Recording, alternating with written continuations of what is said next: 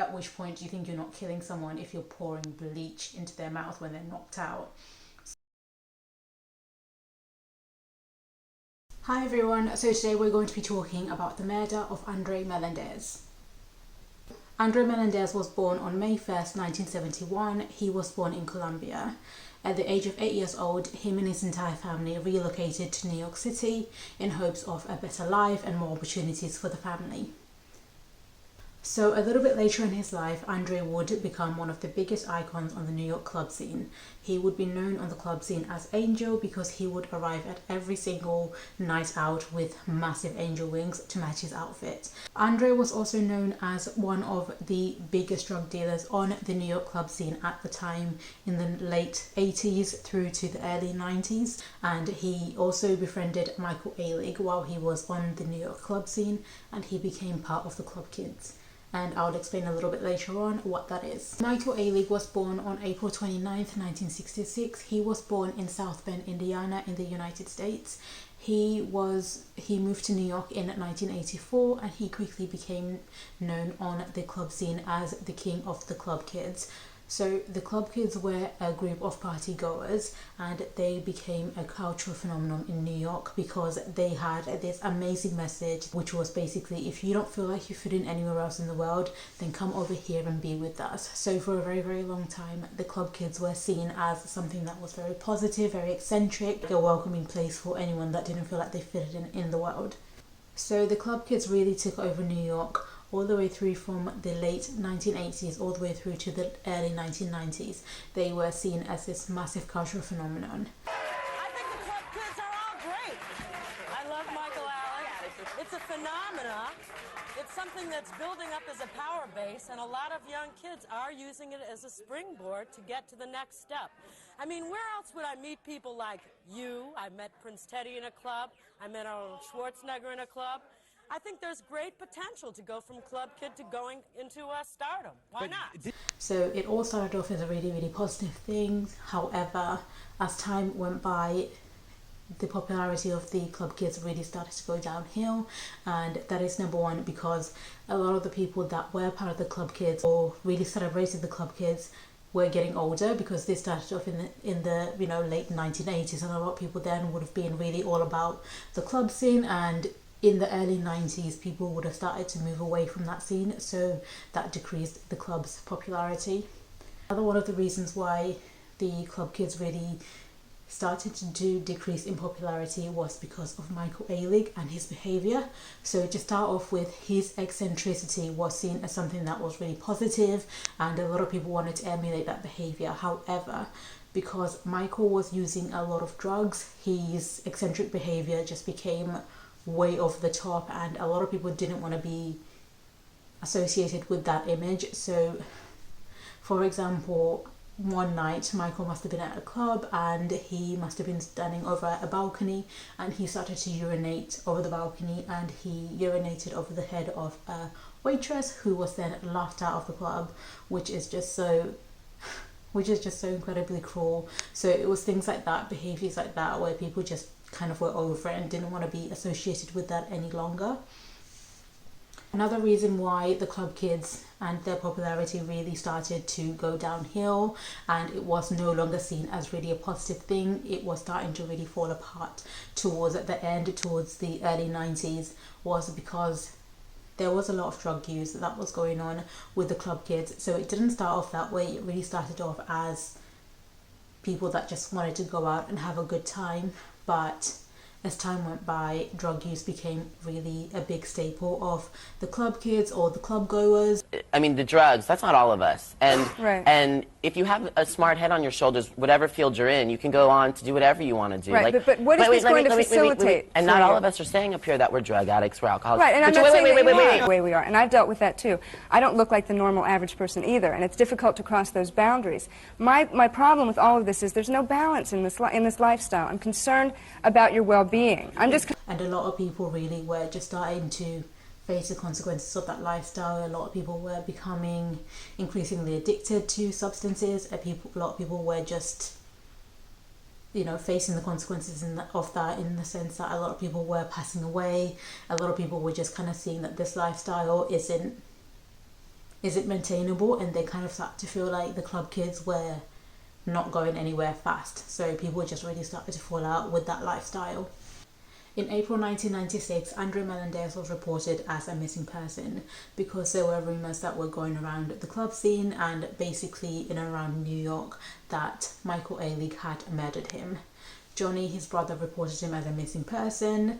There's not really that much information about what went down when he was reported as a missing person, but his brother, there are articles that do say that his brother felt like when he was reporting Andre as a missing person, the police weren't really interested, they didn't take it seriously, and he felt like if his brother wasn't just a nobody, then the police would be out there looking for him. So it wasn't really taken seriously for the police. It kind of seems like they weren't really looking for him because there just isn't much at all about, you know, when he was reported as a missing person, which is just really, really sad. But rumours started to really go around about Michael Alig, and a lot of people really did start to believe that Michael had actually killed Andre, because Andre hadn't actually been seen on the club scene at all, which was really obviously unlike him. He was a club kid and he loved being a club kid. He was very eccentric, he was a staple, so it was just very unlike him to not be seen at the club scene. So the suspicion around the murder was becoming more and more believable, and a lot of people were really suspecting that this was true. In April 1996, a group of children were playing at a beach in Millerfield, Staten Island, and when they were playing in the water, they discovered a box, and inside that box were dismembered body parts. On September 8th, 1996, a homeless woman fishes out another box out of the Harlem River, and inside that box were more dismembered body parts. So at this point, the police start to investigate both of the body parts to find out who they belong to, and it turns out that the original body parts that were found at Millerfield Beach by the children were actually misidentified as an Asian man. And then on November 2nd, 1996, the police positively identify that both of the body parts that were found belonged to Andre Melendez. On December 5th, 1996, Michael Alig was arrested at a motel in New Jersey where he'd fled with his drug dealer boyfriend. Shortly after this, his accomplice and roommate, Robert Riggs, was also arrested in Manhattan. So when they were both arrested, both Michael Alig and Robert Riggs claimed that they killed Andre in self-defense and then disposed of his body in a panic. So basically their story was Andre had come to the apartment where Robert Riggs and Michael Alig lived. He had come over to see Michael because Michael had a massive drug debt with him. So it turns out that Michael had been taking a lot of drugs from Andre but not paying them, and Andre wanted his money back. So he came over, he confronted Michael, they ended up getting into a fight, and Andre ended up overpowering Michael, and Michael ended up calling up for help, and Robert Riggs, who was in the next room, came out. He ended up hitting Andre over the head 3 times with a hammer until he passed out. Both of them claimed that they thought that he was just passed out, so they laid him on the couch and then they left the apartment. And then they came back to the apartment, and at that point they realized that he was dead. So what they did was take his body and put it into the bathtub, and they started to douse his body with Drano and perfume just to stop the decomposition smell getting out of the apartment. Both Michael and Robert agreed that it was Michael who ended up dismembering the body of Andre. Michael claims that he took a lot of heroin, and that's how he was able to disassociate and dismember the body. And then what he did after that was take the body, package it into boxes, and then he took that through the lift, and then he got a taxi. And once he got to the river, he basically threw the body into the river and walked away. In terms of finding out what really actually happened inside that house and kind of how the murder unfolded, it is pretty much impossible to know how everything turned out, just because there are only 2 people who can tell us what happened inside that apartment that day, and those people are Robert Riggs and Michael Alig, and both of those 2 people have something to gain from lying, so we will never really know the true circumstances of what really happened. The reason we'll never know what truly happened inside that apartment is because after the murder, Michael Alig just basically went around town telling anybody that would listen that he killed Andre.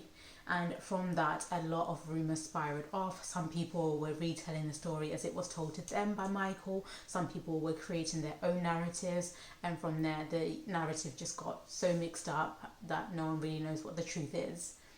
One of the more popular narratives that came out of those rumours, or maybe it was the truth and it just got twisted in the end, I don't know, was that Andre did go to the apartment. He did confront Michael Alig, and then he was knocked out by Robert Riggs. But then some people say that Michael then poured Drano into his mouth, which of course changes the narrative completely, because at that point then it wouldn't be manslaughter, because at which point do you think you're not killing someone if you're pouring bleach into their mouth when they're knocked out? Maybe that's the truth, and maybe it got changed by both of them because they just wanted a lighter sentence for manslaughter and not murder, because there is no way that you would go down for manslaughter if you poured bleach down someone's throat.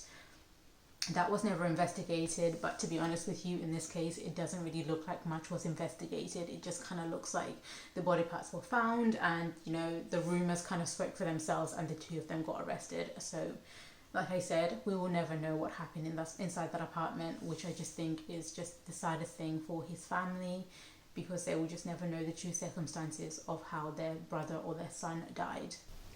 On the 1st of October 1997, both Robert Riggs and Michael Alig pleaded guilty to 1 count of manslaughter, and they were sentenced to 10 to 20 years in prison.